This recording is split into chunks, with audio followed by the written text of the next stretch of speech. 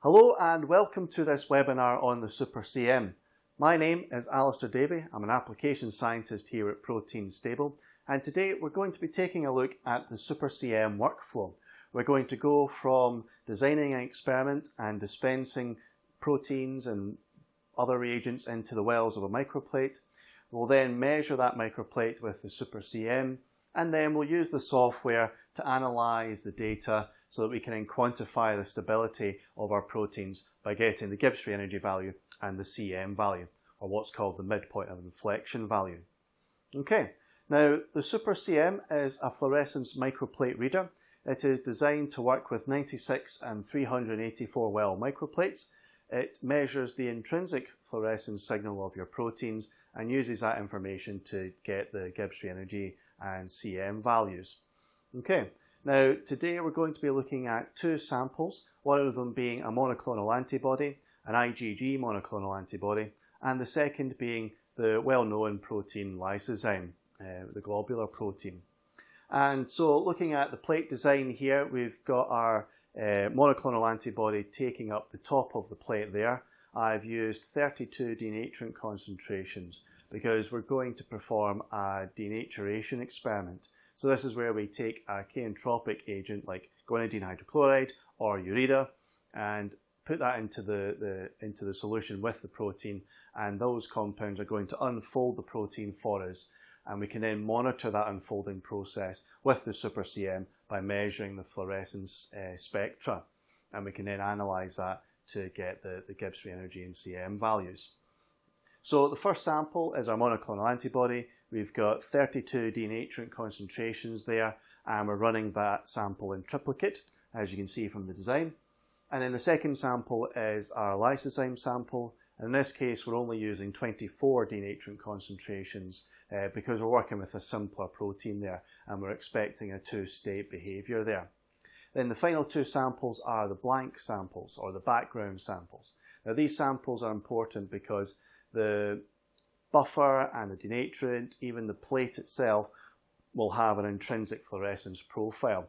And so we need to measure those profiles so that we can then subtract that fluorescence data from our actual protein sample fluorescence data, so we can then eliminate those signals from our spectra, and we can then measure and get the right data for just our proteins.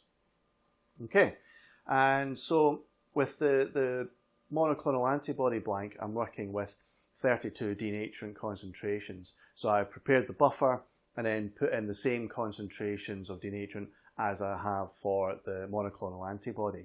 And then each well spectra is going to then match up with the monoclonal antibody well for that particular concentration.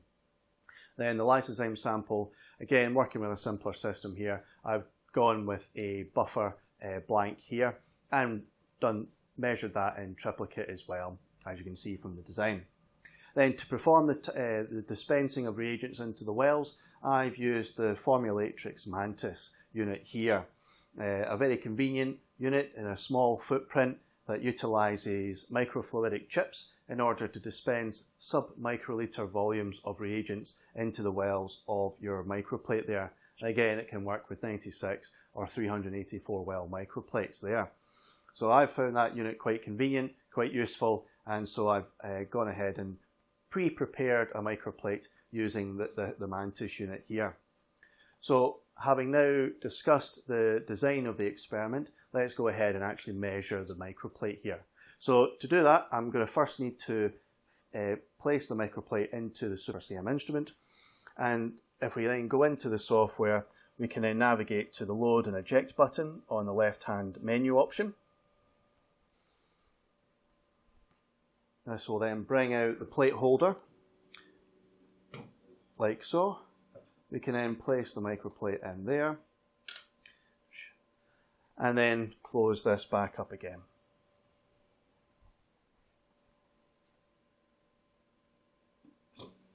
Just like that. And so let's begin a new measurement by clicking on the new button on the top here. And now we've got the option of a 96 and 384 well. We of course are using a 384 well microplate here. We have our graphical representation of the wells of the microplate shown here. We then also have our samples panel here, which is collapsed at the moment, which I'll expand by clicking the arrow here. This brings up the sub-panels for each of our components: samples, the blanks, the replicates, and the denaturant concentrations here. So let's go begin the process of designing the plate, which is important because the software needs to know what samples it's dealing with and what location on the microplate those samples are allocated to, and the concentration of denaturant that's been used, so that when we get to the analysis stage, we can then perform the analysis and get our stability data from the instrument. So to create a new sample, I'm going to use the plus button here. I'm going to create two samples and give them names, one being our monoclonal antibody, the next being our lysozyme sample there. I'm going to do the same for the blanks, create two blanks, go ahead and give that a name, give that an accurate name, and because it's the background signal, I'm going to give it the abbreviation BG there for background, and do the same for the lysozyme sample. And there we go, we've created four samples using the sub-panels there. Now, to assign wells to each of these samples, we go to the plate map and click and drag across the plate map to highlight a selection of wells. Now, the monoclonal antibody had 32 denaturant concentrations, as you could see from the plate design. So I'm going to press and hold Control and then drag my mouse over the rest of the wells in order to highlight those wells there. So now with the right wells highlighted, we're going to right click and use the contextual menu to navigate to add to existing samples and add that to the monoclonal antibody sample. You can see there that the colours have changed, indicating that the software has allocated those wells to that particular sample. So I'll now need to add a replicate, and to do this I'm going to select the first well of the second replicate and then right click, navigate to create replicate for, and click on the monoclonal antibody sample here.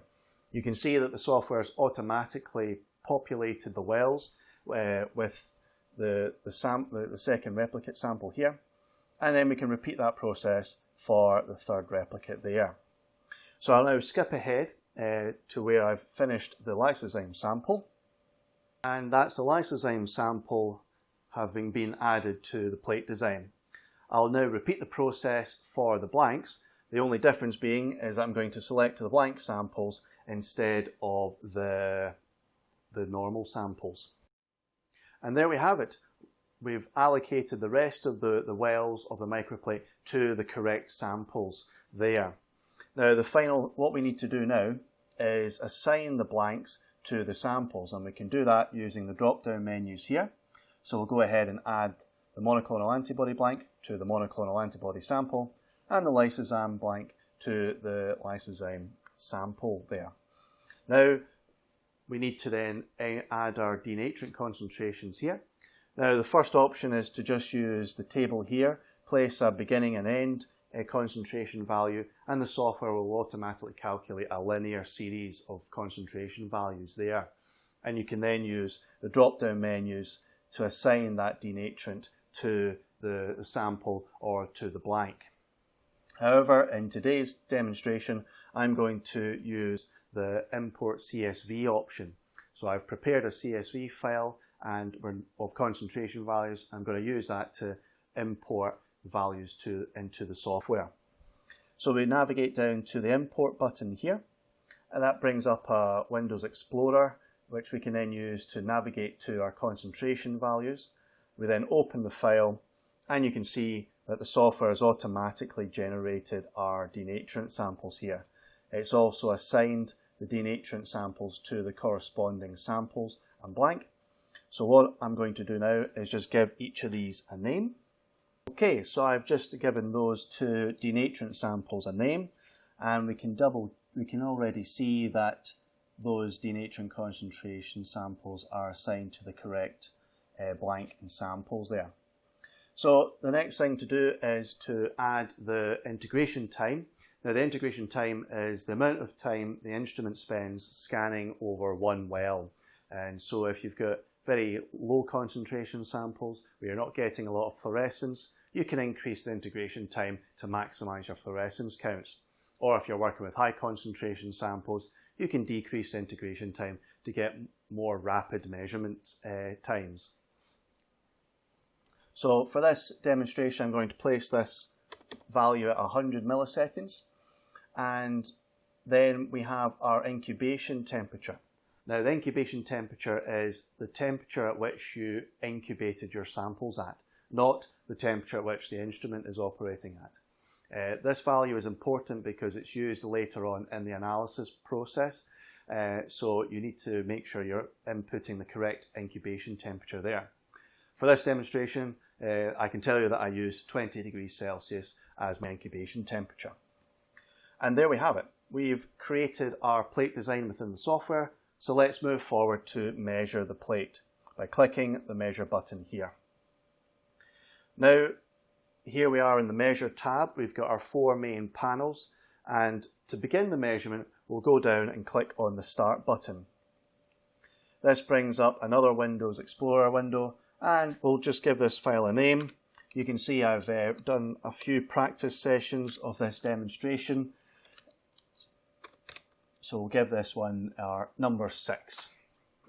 So we press enter or OK, and this begins the measurement. And you can see that the instrument is scanning the plate. The data has been updated in real time. You can see the heat map is populating with colours there. So this is a false colour scale here of the ratio of intensities. This is a very good visual indicator to see if you're getting your denaturation, if you're getting your folded to unfolded transition. Then we've got our fluorescence plots on the top right, and there you can see we've got a very good red shift in our fluorescence spectra, as well as a change in the intensity. Again, good signs that we're achieving an unfolding process here. And then we have our denaturation curve on the bottom right, which plots the ratio of intensities against denaturant concentration. And this is what we'll then be analysing in the next tab. And there we have it. The instrument has finished measuring all the wells of that particular microplate sample. Didn't take us too long at all. I didn't even get to the samples panel. The measurement was done so quickly. The settings panel, incidentally, is where we can change the method at which we're monitoring the change in fluorescence. So at the moment it's set to the ratio of intensities, and we can then change that to look at the barocentric mean. You can see there. And then we can also look at the intensity at a single wavelength value. However, for this particular example, I don't think the intensity is a good option. Let's switch back to the ratio. And talking about our denaturation curve here, we can see the denaturation curve here, where we've plotted our ratio of intensities against denaturant concentration. And we've got our characteristic sigmoidal curve there, going from our folded state at the bottom here to our unfolded state there, with a transition region in the middle there. So let's progress forward to the analysis by clicking on the Analyze tab. Okay, so we've got the very similar type of layout here. We've just changed a couple of things in our settings subpanel, and in the top right plot I'll talk about in a wee moment once we've analysed the data. So let's switch over to the lysozyme sample and let's try and perform a fit here.